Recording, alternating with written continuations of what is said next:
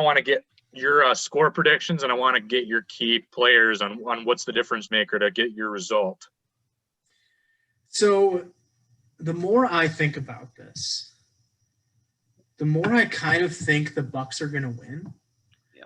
Because of – so I said obviously like the Tampa Bay Buccaneers versus the front seven of the Chiefs is a matchup to watch.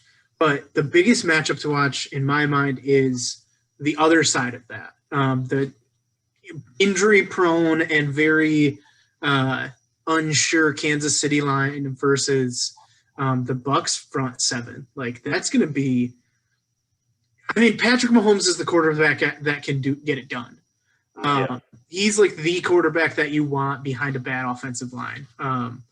Like, because even like some of the faster guys like Lamar Jackson, Kyler Murray, like they still need a few blocks. Like they need to at least have blocking schemes built for them. But Patrick Mahomes, just like when a play breaks down, him and Josh Allen on a good day are probably the two of the best quarterbacks along with Russell Wilson to like keep a play alive. Mm-hmm. So like I don't think it's gonna be that.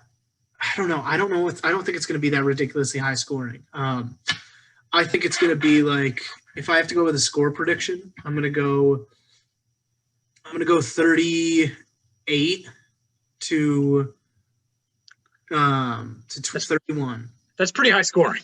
It's pretty high. Yeah, that's the over. That's the over in total points for sure. It's definitely the over. I think people think it's going to be like shootout though, like 50, like Big 12 football. Yeah. So I guess 38 is kind of high. Okay, I'll go 34 to 28.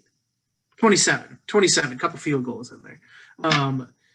But yeah, I don't know. I think the beginning is going to be kind of the beginning is going to be pretty fast-paced, but I feel like the rest of the game is going to be pretty grinded out. Obviously when Kansas City played the Bucs this year, they like came out to a massive start and then kind of slowed down. I think it'll be, I think both teams will kind of mirror that instead. There's a lot of young players, especially on the Bucs, who would never probably 2 years ago, never imagined they'd be in this position. They're going to be hankering to make an impact right away. So I think the first half's going to be a lot of big plays. I think the second half's not going to be as explosive. I think there'll be like a big play in the second half which like seals the game for either team. But man, like, I don't know. My choice kind of comes down to coaching. I know it was just last year, but Andy Reid's been in this position. He's been in not Super Bowl games, but championship games multiple times. He's been with this team longer. The Tampa Bay, as much as they got some guys that have been there a while, like it's a lot different than it has been. Like, I don't know. I just think like trying to talk myself into Kansas City because I was just gonna say, you said you think it's gonna be Tampa Bay, and then you said it's gonna come down to coaching, and then I'm like, that's Andy Reid, and then but that's the thing. Like, the more I think about it, the more I think the Bucs will win, but I still think the Chiefs will win. I haven't thought about it enough to actually flip the switch. Is it too early? It's Tuesday. Obviously, we haven't thought about it long enough throughout the week. Right. I'm still worried about what the Gatorade color is going to be. So we'll get to that. I'm going to go with the Chiefs. I'm going to go with I want to pick a fun pick for the Super Bowl MVP, but it's going to be Patrick Mahomes. If Tyreek Hill has a massive game, it's because of Patrick Mahomes. If Travis Kelce has a massive game, it's because of Patrick Mahomes. So Patrick Mahomes is going to be the MVP because they love getting into quarterbacks. So final score, like I said, 34-27.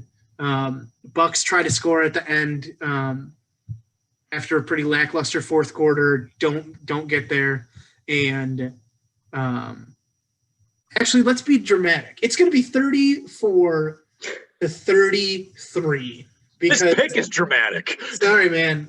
It's going to be 34-33 because the Bucs are going to go for 2 and they're going to miss it. Ooh, wow! That'd be one of the greatest Super Bowls ever, though. Oh yeah. Well, all right. Well, I can dig it, man. What do you think? I'm going to stop talking finally. I was going to say, what do you think? Sports Still 41-34? So, actually, I do think the Bucs are going to win. Probably. It's going to come down to, I think it's just that matchup. Isaiah pointed out the matchup, but like I really do think they're going to get to Mahomes. I think he'll avoid a lot of it. Their quick passing game can take a lot of that away to where it's virtually impossible to get to him if he's getting the ball out that quick. But I think the Bucs kind of found an identity late in the year. They're like, look, on defense, we're gonna jam you. We're gonna get up in your face. We're gonna dare you to beat us, right? And then we're gonna come after the quarterback, and we're gonna crush your quarterback all game long.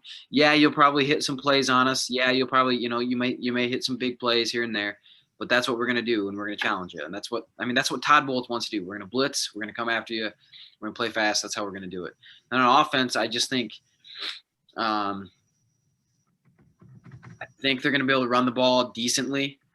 Fournette's come up pretty big in these playoffs, and I think that's going to take some pressure off Brady, and then he's just going to go out there and make plays. And I think they're going to be able to keep him upright. And yeah, I'm going to go with I think the Bucs are going to win.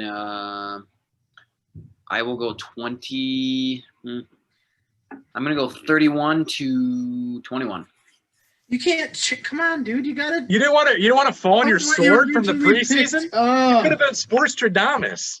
you could have been. Hey,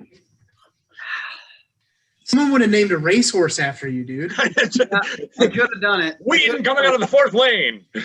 But I could have. But what if I'm right now? That'd be pretty cool. Yeah, it's not as cool. There you go. Not as cool. Not as cool. You're right. You're right. I mean, because there's probably lots of people that are going to pick the correct score in this week. You're right.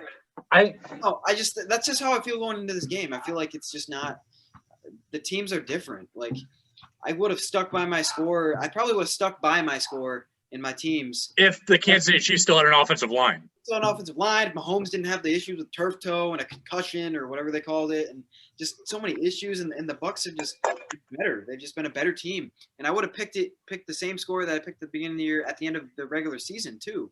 Like, I would have picked that, but I just think the Bucs are a better team at this point. And a lot of times it's not necessarily who's the better team on paper, who's the better team, all year long. It's who's the better team for these playoff games. Who's the better team in the Super Bowl, leading into the Super Bowl. And they're just playing better at this moment. So that's why I think that's going to happen. Super Bowl MVP, I'm going to go with Tom Brady. Why not? With Tom Brady, I know it's a safe and soft pick there, but I'll go Tom Brady. I just think he's going to have a good game.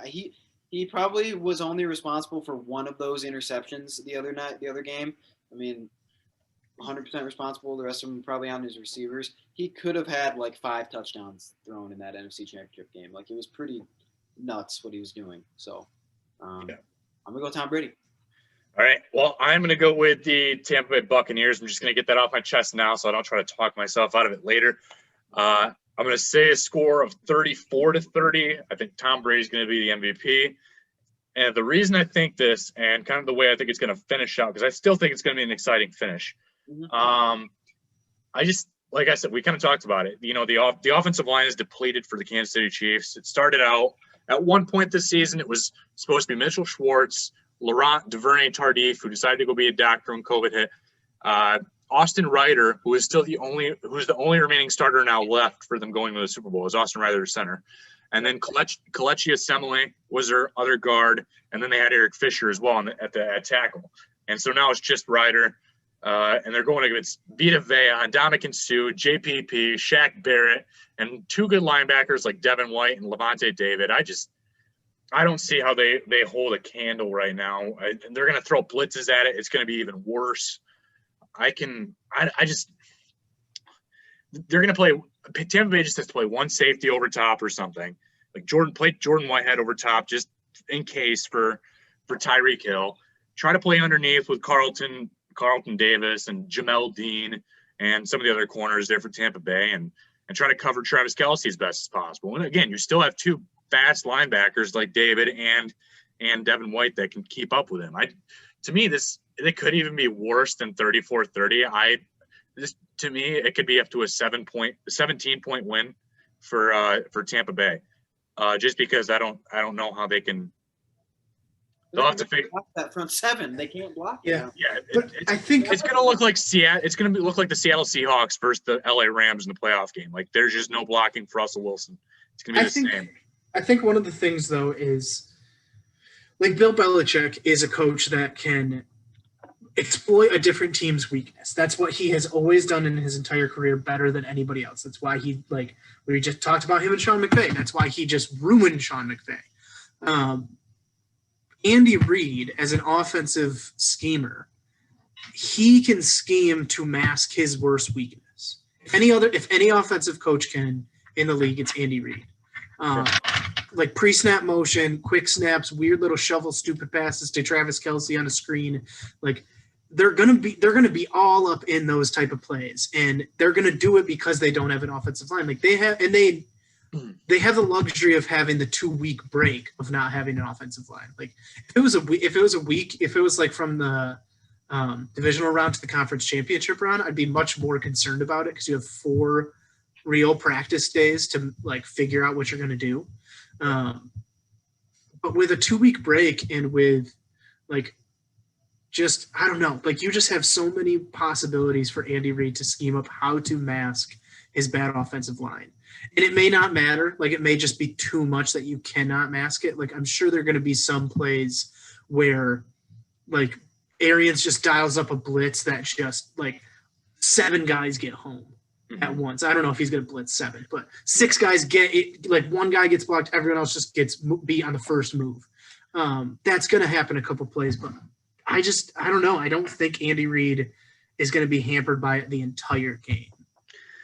Yeah, no, I mean, you make good points. I think best case they come up short, and I think even better case than that is if it does come down to field goals, then obviously you take Harrison Butker over like Ryan Suckup, who was Mr. Irrelevant back in like 2011. But I just I don't see it playing out that way. Obviously, Mahomes is like 1 in a million for quarterbacks, and Andy Reid's a legendary play caller for the offense. Maybe it is, but if that's going to be the case, it's going to be an offensive shootout because I think for sure Tampa Bay and Brady are going to be able to dial up 34 points. So you're going to have to hope that the Kansas City Chiefs can put up more than 34 points. Which they may. They may. Because here's my thing. I don't know if you can really guard Kelce, and I don't know if you can't really cover Tyreek Hill one-on-one. So what Tampa Bay is going to look at is, okay, we can't guard Hill one-on-one. We got to make sure that we get to Mahomes before he can get the ball off to Hill, right? Let's make sure we can cover up Kelce underneath, right, so that the quick throw can't get out. That's where Kelce makes his living, right? And then maybe jam Hill. It's scary to jam Hill, but maybe jam Hill off his route a little bit, and then make sure if you can get to Mahomes quicker than he can get to Hill. That's how you win the game. So, yeah.